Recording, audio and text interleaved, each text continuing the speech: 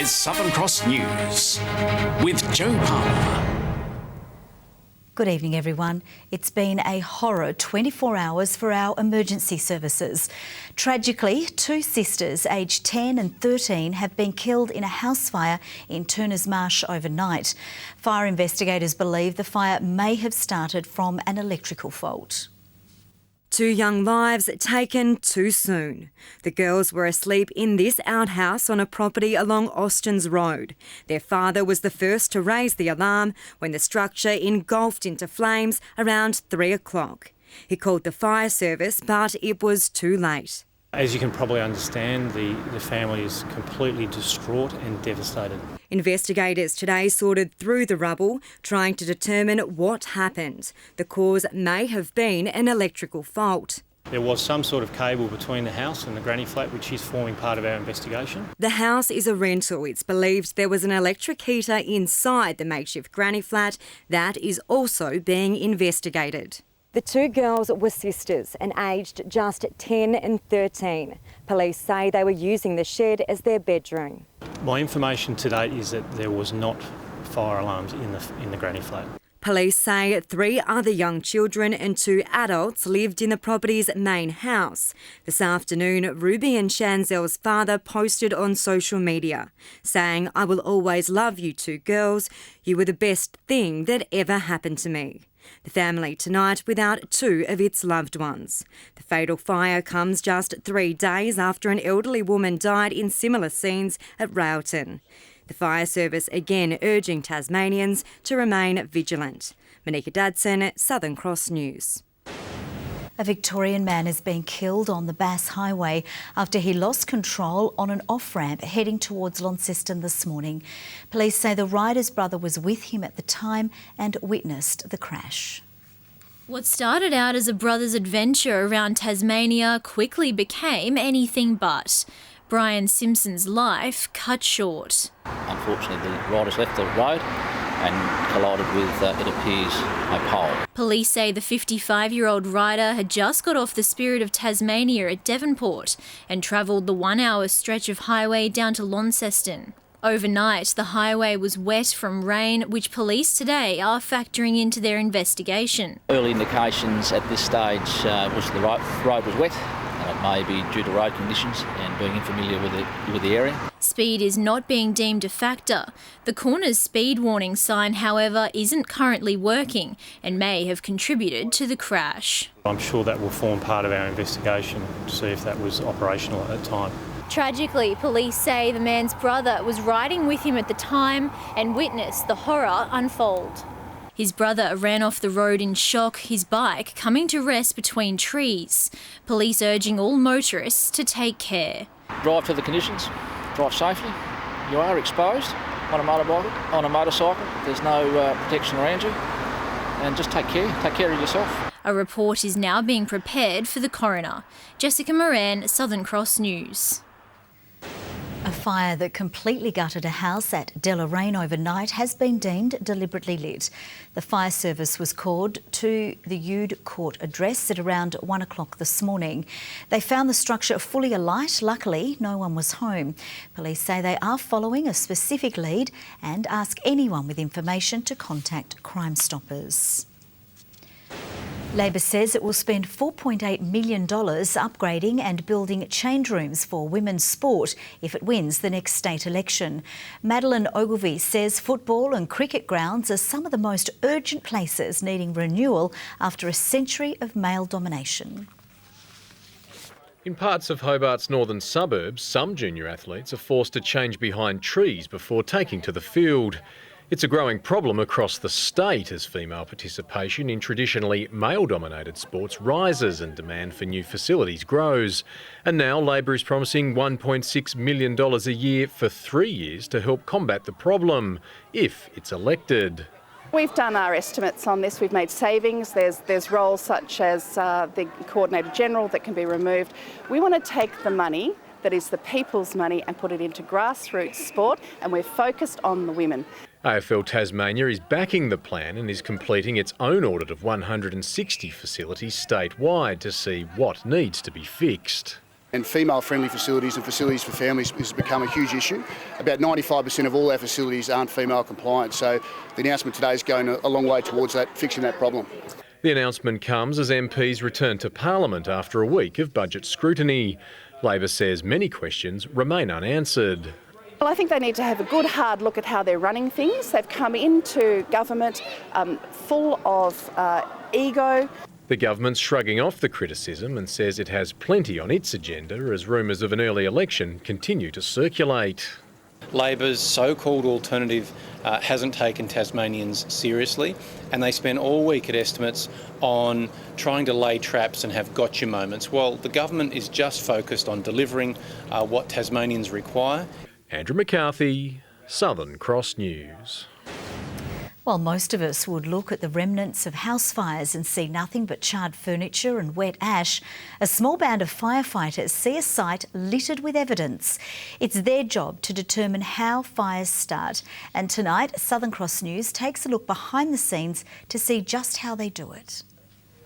Today is a controlled simulation at TFS headquarters, but it could easily be a lounge room anywhere in Tasmania. Clothes left too close to heaters or deliberately lit. Cause currently unknown as the fire takes hold.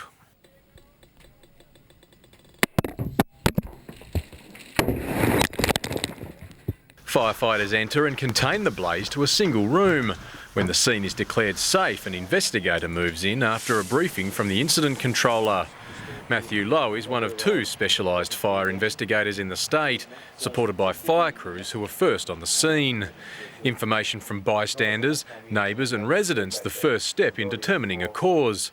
From there, it's time to start sifting. So we work from the area of least fire damage to establish what type of contents, the quantity of contents are in the house, which contributes to the fuel load and the development of the fire. So it's really important to establish that. We'll work into the area of fire origin. Obviously in this case it's a lounge room, and from there we'll start to look for fire indicators. In this room, burn patterns in the couch, curtains, stereo and carpet help Matt zero in on an area near the heater. Broken glass is only blackened on one side, suggesting the window wasn't broken before the blaze. But a trail of evidence suggests this could be more than an electrical fault. In Tasmania, an average of 300 fires are determined accidental each year.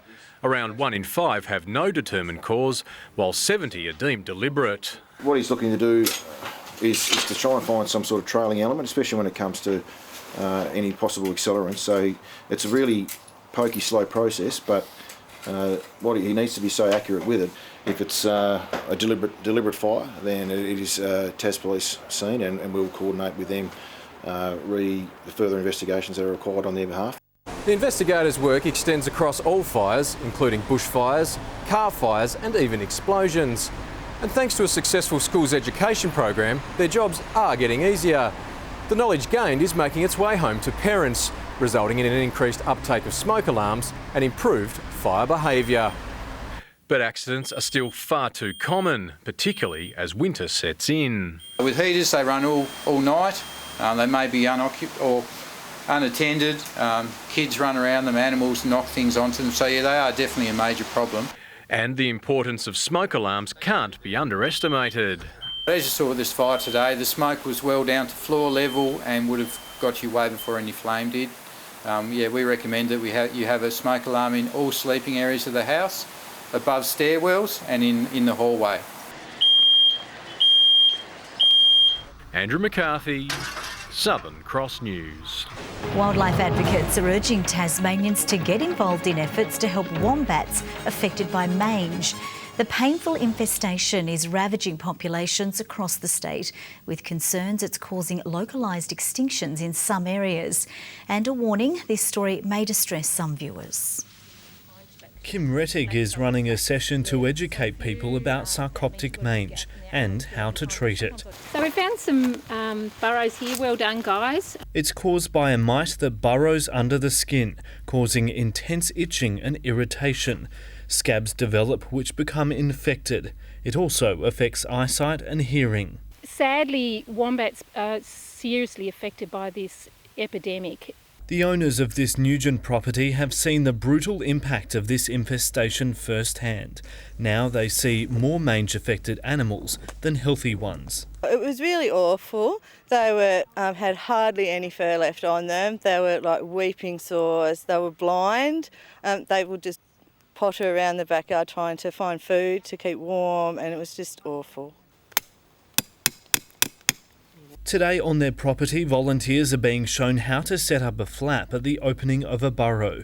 When a wombat pushes past, Cydectin dispenses. The treatment has to be continued for 8 weeks. If we get them in time, we can treat them successfully just with the Cydectin. But we can't believe how many people have actually reported mangy wombats, so it's a huge issue. We're really worried for the species. We're really worried that we could actually lose them. You can help by reporting sightings of mange-affected wombats on the WOMSAT website, or volunteer like these people to help treat the animals. Michael Breen, Southern Cross News. Thousands of people have turned out to admire the weird and wonderful on the first weekend of Dark Mofo. One of those events is a live radio theatre performance, Radio Gothic, at the Peacock Theatre. Where are you? Everything that you see on stage is done live, so nothing is pre-recorded, and it's always quite a fun challenge to see what will happen each night. The show uses special audio effects to tell dark and creepy stories. One of Australia's most popular dancers has shimmied into town, raising money for the Give Me 5 for Kids campaign. More than 70 students donated to the cause before MacLean taught them some of his best urban dance moves. The workshops were also held in Launceston ahead of Tuesday's Night of Dance Spectacular at the Princess Theatre. It brings us all together, and for such a great cause we couldn't ask for a nicer day, and thanks for Rob for giving up his time. All the kids absolutely love him, so that's why they're here, and to raise money, so it's fabulous. Today's workshops raising more than $4,500. 2 extraordinary Tasmanians are about to embark on an incredible mission covering over 2,000 kilometres on a bike. The pair, both with disabilities, are planning to complete the journey to show that the human spirit and their sense of adventure is irrepressible. 19 years ago, Paul Pritchard's life changed forever. On Friday the 13th, 1998, he was climbing the totem pole in the state's south when his rope dislodged a television-sized boulder, causing it to fall onto him. He was left critically injured, sustaining a catastrophic brain injury and hemiplegia, and still has little feeling on the right side of his body. But I'm starting to find that adventure again. The Tasmanian claims the incident was the best thing to ever happen to him and that it renewed his perspective. Last year, he successfully climbed the 65-metre structure again, just to face his fears. I think climbing the totem pole captured people's imagination because it is about facing your fear and about doing it scared, and I think that's an important message. In September this year, he and 4 friends, all with different disabilities, are planning on completing another incredible feat, lowest to highest. They will be riding bikes from Australia's lowest point, Lake Eyre, to the highest, Mount Kosciuszko. To show people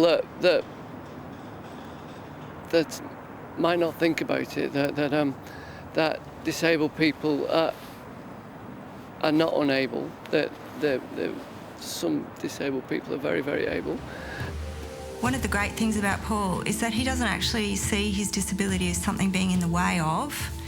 He's aware of it, and he's aware of some of the complexities that happen around it. But if he wants to do something, he finds a way to do it. The 2,000-kilometre journey will be broken up with the aim of covering 50 kilometres a day. I think that's the cool thing about this bike ride is it is varied. So we're going to get to see desert environment, and then we're also going to see an alpine environment and everything sort of in between. Duncan Meerding, who is legally blind, will tandem with Mr Pritchard. The close friends say Duncan will be the legs and Paul the eyes of their trip. the idea is about getting from point A to point B and assisting each other along the way. And I think that's what community and society should be about as well. It's not just about, cans and can'ts, it's about how we can help each other out. In a few weeks, Mr Pritchard will start a nationwide speaking tour with World Expeditions to raise money for the journey. It's going to be a great adventure. Louise Hedger, Southern Cross News. Tasmanian cyclist Richie Porte has extended his lead over main rival Chris Froome with one stage remaining in the Criterium de Dauphiné. Stage 7 took riders up the famous L'Alpe d'Huez, where Porte kicked away from the main group in the closing stages. He eventually finished nearly 2 minutes behind stage winner Peter Koenig, but still holds the yellow jersey by a comfortable margin. Lost a couple of 2.5 minutes yet. It's Richie Porte who's opened things up a little bit. He hasn't negated the gap that's been opened by Fabio Aru, leaving Chris Froome with about a 100-metre gap to close. Richie Porte looking very, very strong. Tonight's final stage is a 115-kilometre ride to the Plateau de Solaizon.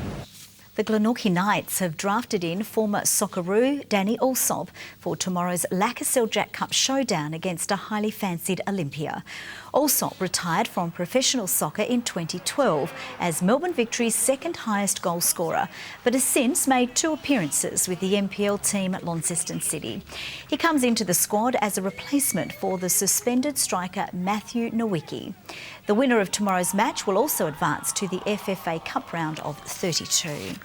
Hello everyone, welcome back. Hobart 16 today, Launceston, Burnie and Devonport 14, the popular number there. Not too cold, which is good news. Around the state, 17 the high at Bushy Park, 16 for Grove, 15 on King Island, Smithton, Strawn and St Helens getting 14, and last night's low was -3. That was recorded at Lake Leak. Now on today's satellite picture we can see clouds spiralling around a low, that's just off of Perth. There is a high dominating the scene over central Australia, up a trough line over New South Wales and Queensland, and as we zoom in over Tasmania we can see plenty of extensive low-level cloud there that's streaming across our state from the west with some clear breaks at some points during the day. Tomorrow the high over South Australia still dominates the map. That low near Perth will remain stationary for the moment. If you're out in the waters, west to southwesterly winds tomorrow to 30 knots in the southwest with westerly swells to 3 metres. Now a strong wind warning is current, that's for northern, eastern and southern coastal waters from Stanley to Low Rocky Point. Now here's what's happening at your place tomorrow. Hobart, possible showers and 14, Dover up to 13 after an overnight low of 6, Ooze a shower or 2 for you, 5 to 13. In the north, Launceston partly cloudy 5 to 16, Devonport partly cloudy with 15 your top, and in Scottsdale partly cloudy 14 degrees. For Burnie, a possible shower for your Monday, 8 to 15. For Strawn, showers and 13, and Stanley a shower 2, 15 degrees. St Helens partly cloudy 16, Swansea tomorrow 15 degrees, and Ross partly cloudy 13 degrees for you. Over the next couple of days, Tuesday showers in the west and south, mainly fine elsewhere. On Wednesday, fine in the east with showers elsewhere, and on Thursday, fine in the east again with those showers around the rest of the state contracting to the south a little later on in the day. If you're headed to the mainland tomorrow, Perth and Adelaide cloudy, showers in Melbourne and Brisbane, Darwin and also Sydney, the places to be with sunny conditions. Well, that's all from the news team for now. Thanks so much for your company. Have a great evening. Good night.